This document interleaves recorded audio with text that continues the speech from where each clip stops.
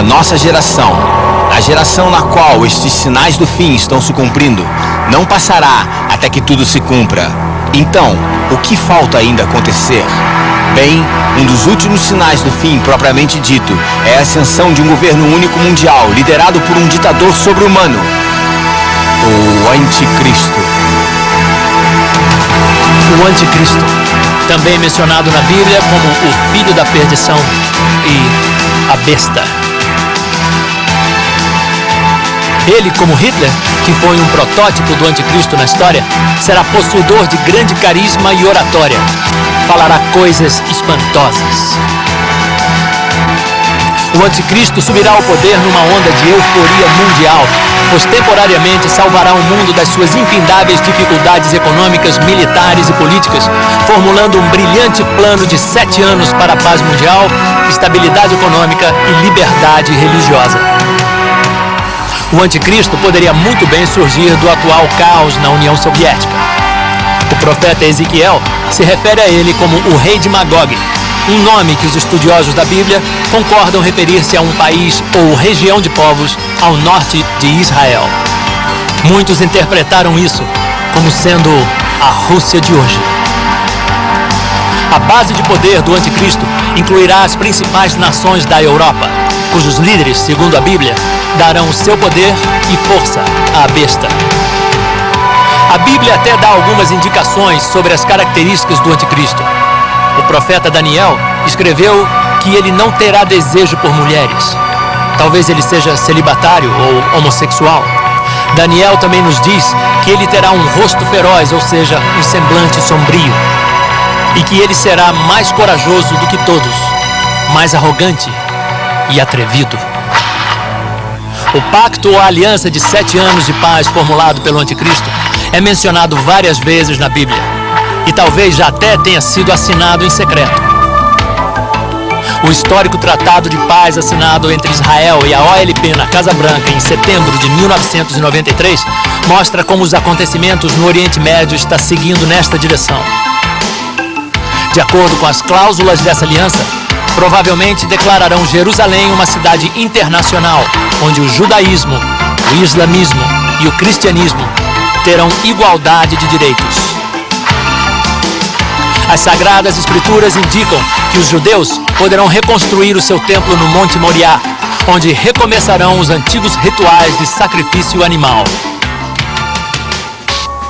De acordo com as profecias, o Anticristo não só será um mestre de intriga política, mas também um gênio militar. Daniel descreve várias guerras de maior porte que o Anticristo lutará durante o seu reinado de 7 anos. Ao que tudo indica, contra os Estados Unidos e Israel, que se oporão a ele durante a segunda metade do seu governo. Por um tempo, a maior parte do mundo vai achar o Anticristo maravilhoso, pois ele aparentemente resolverá muitos dos problemas do mundo. Mas 3 anos e meio depois de iniciar o seu governo, ele quebrará o seu trato e invadirá Israel, vindo do norte.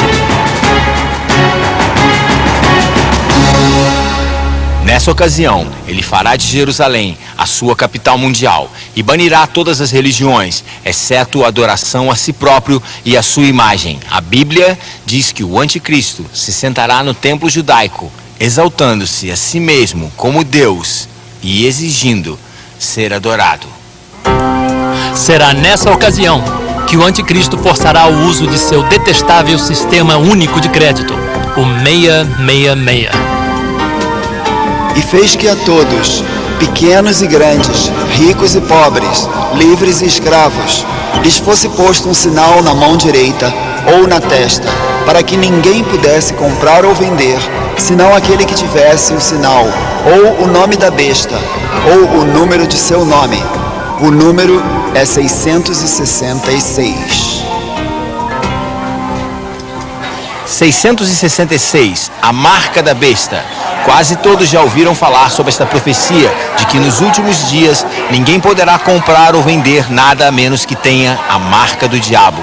Somos hoje a primeira geração com tecnologia para cumprir tal profecia de uma sociedade sem dinheiro vivo. Por exemplo, todo produto na minha cesta está marcado com um código de barras, com um número que o identifica. Você talvez tenha notado que este código de barras, conhecido como Sistema Uniforme de Codificação de Produtos, tem 3 barras sem números no princípio, no meio e no fim. E elas são ligeiramente diferentes das outras. Todas essas outras linhas correspondem a um número. Preste atenção nesta linha em particular. Ela equivale ao número 6. Como pode ver, é exatamente igual às 3 linhas sem número que também representam o número 6. Então, todo produto com código de barras, na verdade, está marcado com um 666. O sistema 666 de identificação por código de barras é a base de outras tendências e tecnologia que nos levam rapidamente ao Sistema Único de Crédito Mundial mencionado no capítulo 13 do Apocalipse. Aqui nesse supermercado, posso pagar pelas minhas compras de 3 maneiras. Posso usar dinheiro vivo, preencher um cheque ou usar um cartão de crédito. Uma outra forma de pagamento muito promovida hoje em dia é o cartão de débito. Quando você dá o seu cartão de débito ao caixa, ele o coloca num scanner ligado ao seu banco e o dinheiro é imediatamente retirado da sua conta e depositado na conta da loja. Tudo numa fração de segundo. Os cartões de débito já estão em uso em muitos lugares e são extremamente bem aceitos em lojas, bancos e pelo consumidor. Existe também o IC Card, ou seja, o cartão inteligente, que na verdade tem um chip. Você já deve ter lido sobre essas maravilhas eletrônicas que não só lhe dão acesso à sua conta bancária, mas também contém informações do seu passaporte, registro médico, carteira de habilitação, fotos, situação junto ao serviço de assistência do governo e muitas outras informações. Estes já estão sendo testados em várias partes do mundo. Então podem ver que caminhamos rapidamente para a eliminação do dinheiro vivo, e há muitas razões para isso. O dinheiro vivo é a base do narcotráfico, pois os traficantes geralmente fazem negócios usando malas cheias de dinheiro. Sem dinheiro, acabaria a venda de drogas ilegais. Na verdade, eliminar o dinheiro eliminaria quase todas as atividades criminosas, desde roubos ao terrorismo. E seria uma cura instantânea para muitos dos grandes problemas sociais e econômicos do mundo. Então não é de admirar que os governos estejam promovendo ativamente uma sociedade que trabalhe sem dinheiro vivo. Entretanto, antes do dinheiro, cheques e cartão de crédito saírem de circulação totalmente, é preciso desenvolver um sistema de identificação totalmente seguro e que garanta que o cartão apresentado pertence realmente ao portador. Vários sistemas de identificação seguros já foram desenvolvidos, como por exemplo o leitor de impressão digital. O único problema com essas máquinas é que são extremamente caras. E para uma sociedade sem dinheiro vivo funcionar, seria necessário ter esse aparelho em cada lojinha ou local onde se venda ou compre mercadoria. Enquanto esses terminais de identificação custam milhares de dólares cada, os microchips nos cartões inteligentes custam apenas poucos dólares. Então, e se você pegasse o chip do cartão e o colocasse sob a pele? Depois que o chip estiver implantado, ele pode ser lido por um scanner simples, bem parecido com o que se usa nas lojas hoje. Assim, você se torna o seu próprio cartão inteligente e resolve-se o problema de certificar-se que o portador do cartão é o dono do mesmo.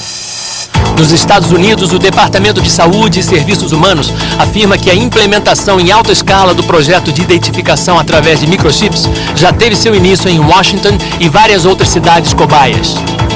Esses pequenos microchips, que são menores do que uma cabeça de alfinete, custam menos do que 25 centavos cada e são injetados a alguns milímetros sob a pele.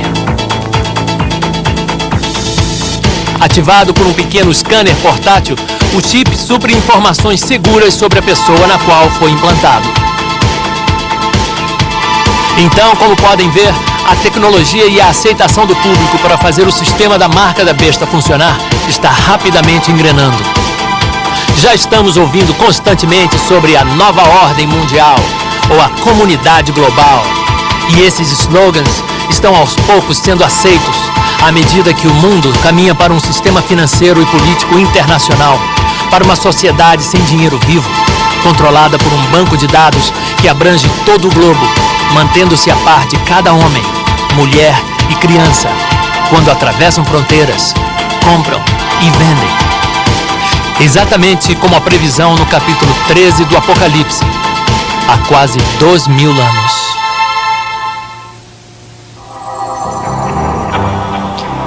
Se alguém adorar a besta e a sua imagem e receber o sinal na sua testa ou na sua mão, também o tal beberá do vinho da ira de Deus, preparado sem mistura. E a fumaça do seu tormento sobe para todo o sempre. Isso talvez pareça uma penalidade dura demais por apenas aceitar a marca que lhe permite comprar mantimentos. No entanto, esta profecia dá a entender que receber a marca da besta não é apenas uma decisão econômica, mas também implica em aceitar, assim como adorar o anticristo possesso e jurar lealdade ao seu regime global anti-Deus. Foi-lhe concedido também que desse vida à imagem da besta, para que ela falasse e fizesse que fossem mortos todos os que não adorassem a imagem da besta. Essa imagem da besta, também chamada nas profecias bíblicas de abominação da desolação, pode ser um supercomputador de mega tecnologia ligado à rede de telecomunicação da nova ordem mundial. As Sagradas Escrituras dizem que esta imagem falará e de alguma forma fará com que sejam mortos os que não a adorarem.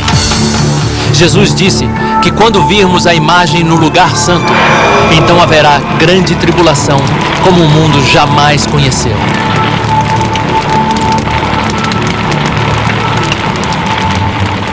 Uma boa parte do livro do Apocalipse descreve em detalhes horríveis as terríveis pestes, pragas e monstros que Deus soltará para atormentar as forças do anticristo, que estarão tentando arrasar todos os que recusarem-se a aceitar a marca da besta. A Bíblia menciona exatamente o número de anos, meses e dias desse período de grande tribulação. 3 anos e meio, ou 42 meses, ou 1260 dias.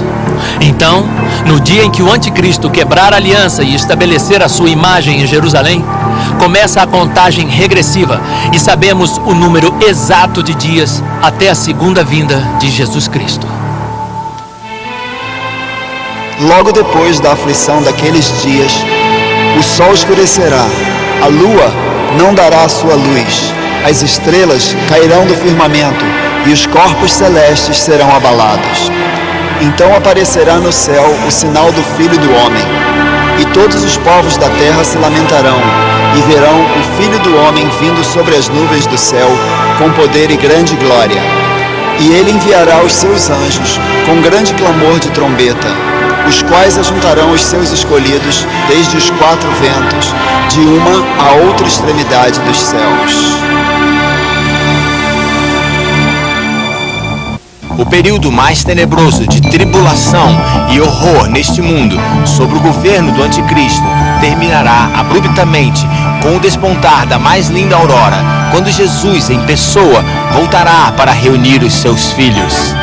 Luzes, trombetas, trovões, terremotos e chuvas de meteoritos gigantescos anunciarão este acontecimento grandioso.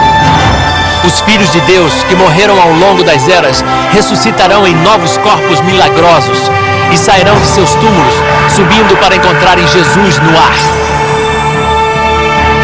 Cristãos que estiveram vivos serão transformados e ascenderão, passando direto por tetos, paredes e carros em direção às nuvens para encontrarem o Senhor. Assim é a cena da segunda vinda de Cristo, descrita na Bíblia, quando ele tirará os seus filhos do alcance de seus malignos perseguidores anticristo e os arrebatará para a mais grandiosa, gloriosa e emocionante celebração de vitória que já existiu. As bodas do Cordeiro no céu. Enquanto isso, na terra, a terrível ira de Deus é derramada sobre as forças anticristo que ficaram. Será um tempo tão terrível que, segundo a Bíblia, os homens buscarão a morte, mas não a encontrarão. Então, logo depois da segunda vinda de Jesus, virão do alto os grandes exércitos do céu, com Jesus guiando para destruírem o anticristo e seu império, na medonha batalha de Armagedon. Este grande massacre do anticristo e de seus exércitos ocorrerá dentro e ao redor do vale de Megido, perto de Haifa, em Israel. Marcará o fim do regime cruel do homem na terra, e Jesus, o Rei dos Reis e Senhor dos Senhores, forças celestes, assumirão o poder do mundo e o governarão como deveria ter sido governado, se o homem não tivesse desobedecido a Deus e seguido seu próprio caminho egoísta. E assim começa um período conhecido como o Milênio. 1000 anos de paz, abundância e paraíso nessa terra. Bem, estamos vivendo em dias no mínimo emocionantes e em breve haverá grandes mudanças globais. As cortinas se abriram para a última cena da grande peça teatral da Terra. Teve início o espetáculo e agora não pode mais parar. Quer queiramos ou não, a vida de cada um de nós será afetada por esses grandes acontecimentos. A contagem regressiva para o Armagedon começou.